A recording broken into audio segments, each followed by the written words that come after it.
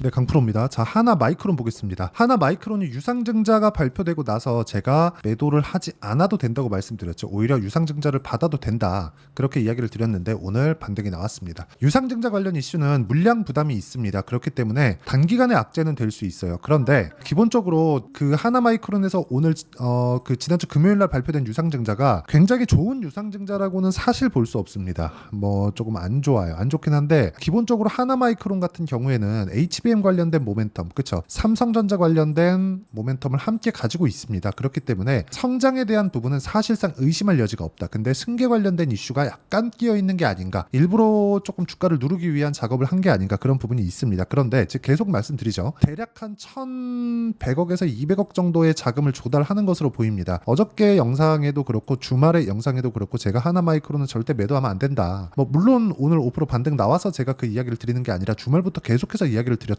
그랬는데 오늘 어쨌든 5% 반등이 나왔고, 이 구간에서 우리가 봐야 되는 내용은 유상증자 관련된 악재는 이제 희석이 됐고, 무엇보다 제가 이렇게 말씀드렸단 말이죠. 유상증자가 나오면서 하나마이크론 같은 경우에 한미반도체보다, 그쵸? 한미반도체보다 상승폭이 좀 더디게 진행이 됐었던 부분이 있습니다. 근데 그럴 수밖에 없었던 게 삼성전자는 아직까지 HBM에 대한 조금 주도권을 못 잡았죠. 그렇다 보니까 하이닉스 쪽으로 편중되어 있는 한미반도체가 조금 부각이 될 수밖에 없는 그런 상황이었는데, 이제 하나마이크론을 붙잡고 있었던 그 숨겨진 악재가 아예 뭐 해소가 됐다, 뭐 그렇게 보시면 될 것 같습니다. 뭐 그렇다 그래서 뭐 오늘 뭐 떨어지고 뭐 주가가 난리 나고 뭐 내일부터 뭐 다시 떨어지고 그런 상황이 벌어지려면 하나마이크론에 대한 성장성 자체, 그쵸? HBM이나 반도체 관련된 성장성부터 문제시 삼아야 되는데, 이렇게 보시면 됩니다. 여기 이 내용을 보셔야 되는데, 공시 내용을 보면요, 설비 투자, 그쵸? 시설 투자에 대한 내용이 있습니다, 실제로. 근데 지금 삼성전자도 HBM 관련된 쪽으로 계속해서 집중을 하고 있습니다. 자, 그런데 삼성전자 쪽으로 패키징 장비를 납품하는 하나마이크론 같은 경우에는, 자, 여기입니다. 하나마이크론 같은 경우에는 시설 투자, 그쵸? 시설 자금으로 거의 한 700억 정도가 들어갑니다. 그러면 증자한 물량의 거의 한 70% 정도 되는 자금이 시설 투자 쪽으로 들어가기 때문에 아주 나쁜 유상증자라고는 볼 수 없다. 물론 물량 부담에 대한 부분이나 이 밑에 붙어있는 내용 있죠. 운영자금이나 채무상환,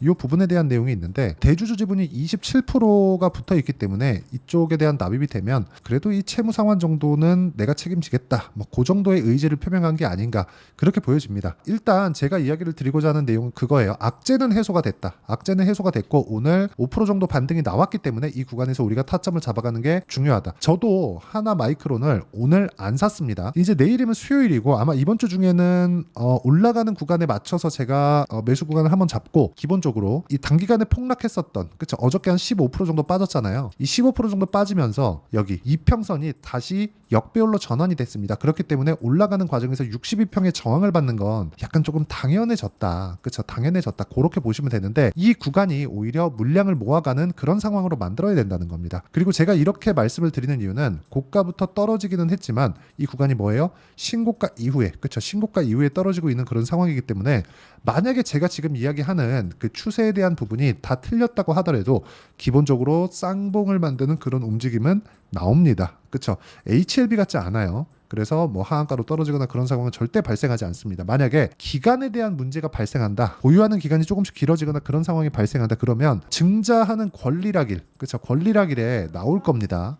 신주인수권이 나올 거예요. 신주인수권은 반드시 내가 증자를 안 받으려면 매도를 반드시 하셔야 되는 거, 요거 잊지 마시고요. 요거 매도 안 하면, 매도하면 그 내가 그 권리락 당한 물량만큼을 현금으로 돌려주는데, 이거 안 하잖아요. 그러면 이거 그냥 날아가는 돈입니다. 그쵸? 이거 절대, 그쵸? 이거 반드시 생각을 해 놓으셔야 돼요. 자, 그러면 기본적으로 구조에 대해서 하나마이크론은 기본적으로 숨겨진 악재가 소멸이 되었다고 저는 일단 판단을 하고 있고요. 그 판단을 제가 주말부터 말씀드렸기 때문에 오늘 5% 반등은 뭐 기정사실화가 되어 있었던, 예상치에서 놀고 있는 그런 상황이다. 그리고 내일은 반등하면서 5일선 구간을 만나기 때문에 이 구간에서 우리가 타점을 잡는 게 중요하다. 자, 타점을 잡을 때 우리가 어떤 종목을 공략해야 되는지 그 내용부터 이야기를 드리도록 하면요, 이 내용을 보셔야 되는데, 자, 내용 보세요. 대한전선, 그쵸? 대한전선 어때요? 올라가는 구간에서 꾸준하게 매매를 이용 결과 25%씩 이렇게 이렇게 수익을 봅니다. 실제 보유한 기간이 2주를 넘기지 않고 있어요. 이런 상황을 제가 어떻게 만든다? 가격이 먼저 반영하는 신고가 구간에 이해가 되어 있기 때문에 이런 상황을 꾸준하게 만들어가고 있는 거고, 이런 매매를 내가 꾸준하게 할 수 있었을 때, 그쵸? 주식시장의 기본적인 내용인 미래 가치를 반영하는 가격에 대한 부분을 이해하고 타점을 잡을 수 있다는 겁니다.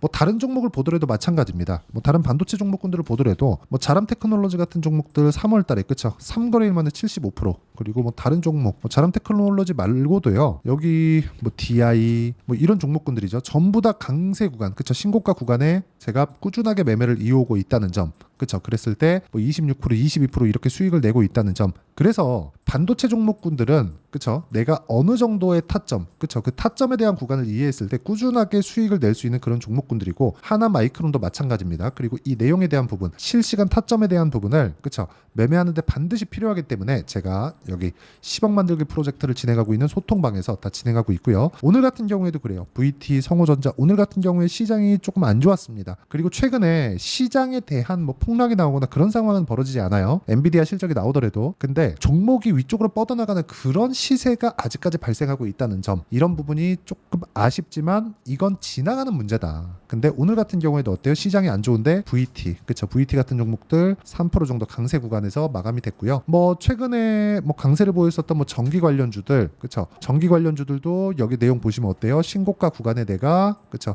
3거래일 만에 35% 정도의 수익 구간을 만들어냈습니다. 그리고 이 내용에 대한 부분을 제가 여기 소통방에서 다 공유를 하고 있으니까 구독과 좋아요 눌러주시고요. 상단에 있는 전화번호로 구독 또는 10억이라고 문자 보내주시면 제가 소통방 입장 링크를 무료로 다 공유를 해드리도록 하겠습니다.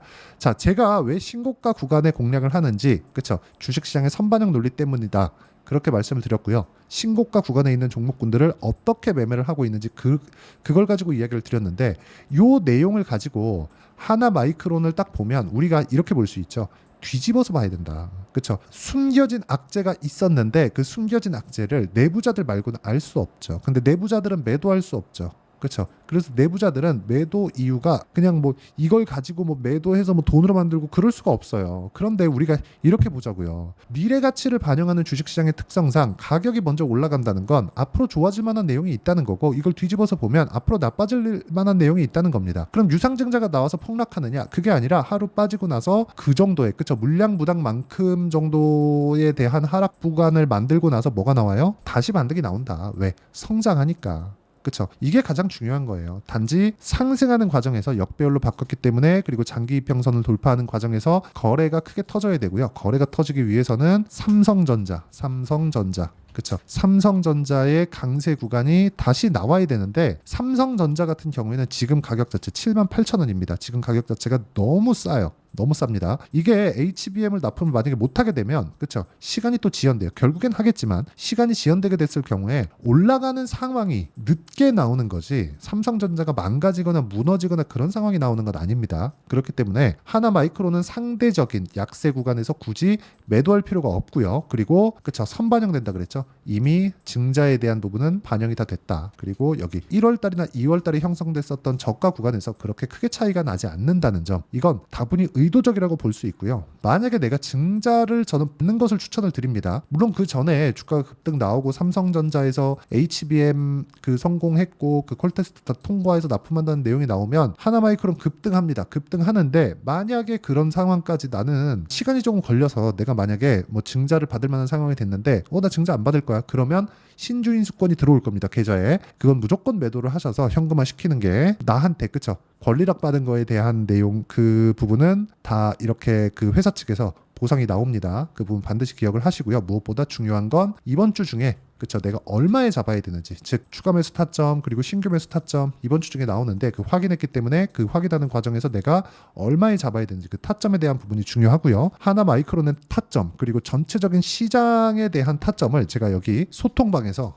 그쵸, 모두 다 무료로 공유를 하고 있으니까 구독과 좋아요 눌러주시고요. 상단에 있는 전화번호로 구독 또는 10억이라고 문자 보내주시면 제가 소통방 입장 링크를 다 보내드리고요. 소통방에서 진행되고 있는 내용을 보면 전부 다 장 시작 전에 제가 종목 공유를 합니다. 왜? 신고가 구간에 있는 종목들만 공략을 하기 때문에 그렇습니다. 그러면 이 내용에 맞춰서 매매를 하는 원리가 있겠죠. 그 원리에 대한 부분은 여기 하나마이크론의 가격과 단기 보유 전략. 단기는 2주입니다. 그렇죠. 어떤 상황이 나오더라도 2주 안에 내가 종목은 치고 나와야 됩니다. 손절을 했을 경우 치명적이지 않는 손실을 입어야 되고요. 수익을 봤을 경우 그렇죠. 보유해 가는 겁니다. 그렇죠. 손절만 있지 수익이 났을 때는 보유해 갈 수 있는 상황. 물론 앞단에 있는 기업들, 삼성전자에 대한 가격적인 부담이 있거나 이랬을 때 하나마이크론 당연히 매도해야죠. 그런데 지금은 그게 아니라는 거죠. 그렇죠. 그래서 이 내용도 제가 함께 공유를 해드리고 무엇보다 최근에 증자 관련돼서 변동성이 커졌기 때문에 하나마이크론의 실시간 타점, 그렇죠. 실시간 타점을 제가 문자로 공유를 해드리도록 할 테니까 상단에 있는 전화번호로 하나라고 문자 보내주시는 분들에 한해서만 제가 하나마이크론의 단기 보유 전략 그리고 실시간 타점을 문자로 공유를 해드리도록 하겠습니다. 자, 내용 정리하면 그렇습니다. 주식시장은 미래가치를 반영하고요. 미래가치를 반영하는 과정에서 가격이 먼저 뜨기 때문에 이걸 뒤집어 놨을 때 지금 하나마이크론의 유상증자 관련된 이유는 악재 소멸로 보는 게 맞다. 그리고 대략 한 1,000억 조금 넘는 금액을 시총의 한 10% 정도를 증자를 하는데 적은 규모라고 볼 수는 없지만 시설 투자에 대한 부분이 70%가 들어있다는 점, 그리고 대주주 물량이 27%가 있다는 점, 이런 부분을 감안하면 굳이 나쁘게 볼 필요가 없고요. 그리고 증자 관련된 내용이 나왔기 때문에 이제는 악재 소멸로 받아들이셔도 되고, 만약에 성장에 대한 근거가 없다면 하나마이크론은 지금이라도 매도해야 되는 게 맞지만 하이닉스 보세요, 삼성전자 보세요, 엔비디아 보세요, 난리도 아니죠. 그렇죠. 원래 더 하나마이크론이 강했어야 되지만 강하지 못했었던 부분이 나왔기 때문에 이 부분에서 가격대를 잘 잡아야 되는 게 정말 중요하다. 그리고 이 구간에서 우리가 어떻게 매매를 이어가야 꾸준하게 매매를 잘 해갈 수 있는지, 그리고 어떤 식으로 이 가격대를 잡아가야 되는지, 분류를 어떻게 해야 되는지, 어느 정도 성과를 낼 수 있는지, 그 내용에 대해서도 제가 다 이해를 시켜드리도록 할 테니까 영상 끝까지 시청하시고요. 모든 분들이 성공 투자하셨으면 참 좋겠습니다. 자, 24년도가 돼도 여전히 시장은 녹록지 못합니다. 이런 상황이 벌어지는 건 어쩔 수 없습니다. 이런 상황에서도 수익이 나는 종목들의 구조는 변하지 않습니다. 즉, 대시세 종목에 대한 구조는 변하지 않는다는 거고, 실제 제가 소통방에서 지속적으로 이야기를 드리고 있는 내용도 대시세 종목이나 시장 주도주를 공략하는 건 철저하게 가격 분석을 하라고 이야기를 드리고, 가격 분석 이후에는 이슈에 대한 파악, 그리고 이슈를 파악하고 나서는 다시 내가 얼마에 매수할지 그 타점에 대한 부분을 지속적으로 언급을 하고 있습니다. 자, 근데 생각해 보세요. 1월 달에 시장이 굉장히 어려웠습니다. 어려운 상황에서의 어떤 종목들이 강했냐 보면 반도체와 그리고 바이오입니다. 자, 실제 여기 보면요. HLB에 제가 실제 매매한 내용을 띄워놓고 보여드리고 있는데 1월 22일부터 매매를 시작해서 4일 동안 31%의 수익 마감이 됐고요. 그리고 여전히 신고가 종목입니다. 자, 그리고 그 다음 어보브 반도체, 이름을 보시다시피 반도체 종목이죠. 그리고 AI 반도체는 지속적으로 강세를 보이고 있습니다. 이 종목도 신고가를 먼저 달성한 이후에 제가 21%의 단기간에 21%의 큰 수익을 내고 마감이 됐습니다. 다시 재공략을 준비하고 있고, 이런 부분은 소통방에서 다 공유를 해드립니다. 자, 그리고 그 다음 코세스. 자, 코세스 같은 종목도 당연히 그쵸, 신고가 종목이고요. 그리고 반도체 종목입니다. 이 종목도 영업일 기준에서 이틀 동안 대략 한 15%의 수익 마감이 됐습니다. 내용을 한번 보시면 어떻습니까? HLB를 포함해서 30%, 20%, 15% 이런 식의 수익이 지속적으로 발생하고 있는데, 이 세 종목 모두 다 신고가 종목이고 1월 달에 시장이 약세를 보이고 있는 구간에서도 강했었던 그런 종목입니다. 특징점이 하나 있는데 그 이슈에 앞서서 가격이 먼저 반영했다는 거죠. 자, 근데 그게 기업 밸류업 프로그램이라고 하죠. 그 종목들도 마찬가지입니다. 오늘은 그 부분에 대해서 이야기를 드릴 텐데, 그렇게 제가 가격을 먼저 보고 이슈에 대해서 파악하는 이유는 결과적으로는 큰 시세를 먹기 위한 사전 준비 작업입니다. 실제로 큰 시세를 먹기 위해서 사전 준비 작업을 했을 때 여기 레인보우 로보틱스 127%, 그리고 ISC 98%, 그리고 한미반도체 97%의 큰 수익을 내는 상황을 만들 수 있습니다. 어떤 식으로 소통방에서 진행됐는지, 그쵸? 그 상황을 제가 이야기를 드린 건데, 이런 상황도요, 당연히 신고가를 공략했을 때 가능한 겁니다. 자, 그러면 이번에도 마찬가지입니다. 그쵸? 정부 주도의 코리아 디스카운트 해소 방안이 2월 달에 발표를 하고요. 그리고 2월 달에 발표된 내용을 토대로 주가가 움직이는 게 아니라 이미 움직인 내용이 있죠. 실제 이 내용은 크게 중요한 게 아니라는 겁니다. 실제 움직인 내용을 보면 자, 기아차입니다. 실제로 12월 달에 신고가를 만들어 놓고 정부에서 입김을 불어 넣으니까 순식간에 기아차를 포함해서 현대차 같은 거대 기업들의 주가가 2주도 채 되지 않아서 40% 정도의 큰 시세를 냅니다. 자, 그러면 우리는 어떤 종목을 봐야 될까요? 이슈를 파악해야 되는 것도 맞지만 철저하게 가격에 맞춰서 매매를 해야 되는 게 당연히 중요합니다. 정부가 주도하는 정책 방향이 있겠죠. 그 방향에 맞춰서 우리가 종목을 찾을 필요가 있다. 자, 그럼 답이 나왔습니다. 정부가 주도하는 방향에 맞춰서 제2의 기아차를 찾는 게 지금은 중요하다. 근데 정부 정책의 방향에 맞게 가자. 그랬을 때 앞서서 제가 보여드렸었던 내용인 여기 레인보우 로보틱스 127% 그리고 ISC 98% 그리고 한미반도체 97%와 같은 수익을 낼 수 있습니다. 물론 시간에 대한 부분은 최소 2주의 시간이 필요하고요. 그리고 최장 3개월 안에 끝내야 됩니다. 자, 기아차의 시세를 보셨던 것과 같이 2월 달에 정부 정책의 방향이 결정되고요. 바로 3월 달이면 시행입니다. 자, 그러면 우리는 거기에 맞춰서 당연히 종목을 찾아야 되고 제가 제2의 기아차를 찾아놨습니다. 제가 아까 전에 소통방에서 이야기를 드렸었던 내용 다 공개를 해드렸는데 그 내용처럼 종목만 받고 싶다 하시는 분들은요. 상단에 있는 제 전화번호로 대시세, 자, 대시세라고 문자를 보내주시면 정부 정책의 방향에 맞는 종목을 모든 분들에게 무료로 공개를 해드리도록 하겠습니다. 자, 제가 원하는 건 채널 성장이 목적입니다. 자, 그래서 구독과 좋아요 꼭 좀 부탁드리고요. 모든 분들이 정부 정책에 맞는 방향으로 매매를 이어가서 큰 수익 보셨으면 좋겠습니다.